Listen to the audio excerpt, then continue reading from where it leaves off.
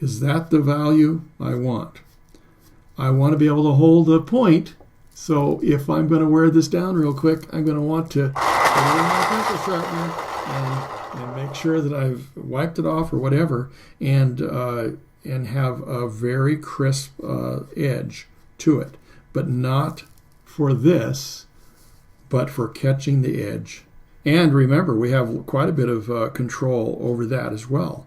Remember, see how it's getting softer as it comes back in here, because I'm afraid I'm going to, butt up against the hand. So I do want to take into consideration that I want to kind of take a little bit of a waggle, like almost a golfer's term, I guess, and make sure that I'm putting my pencil in the right place and have a random length to these. Again, I think it will help even if you want to end it. I think it would just be a great disadvantage. Some of you like to have a sudden end to your drawing. I would rather have more of a natural end. And if I get too long, I can come in here and vignette this and take some of this off, because I don't want to have this become dominant. I don't want to do this material in a way that's going to start taking away that wonderful texture that we've worked so hard to achieve in the rest of the drawing.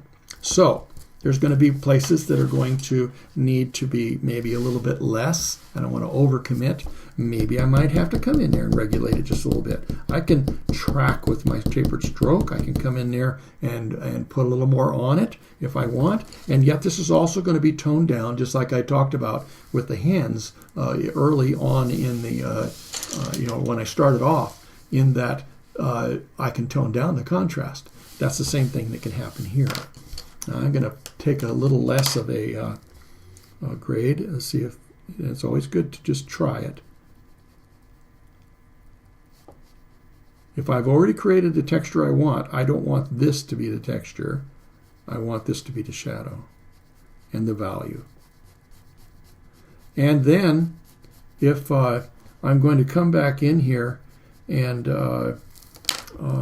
utilize my brush, I might be able to do that. I probably wouldn't, I don't know, I can't say I wouldn't, but I probably wouldn't want to do the Q-tip or something like that. But I want to make sure that I'm not brushing the fingers and the hand. That's the main thing. So it's better to try and do as much as you can with the pencil. And if you have to soften this down a little bit, it can actually add a quality to it that might be interesting. Hey, I hope you enjoyed that video. And if you did, subscribe below. And also share it with your friends. So we'll see you in the next one.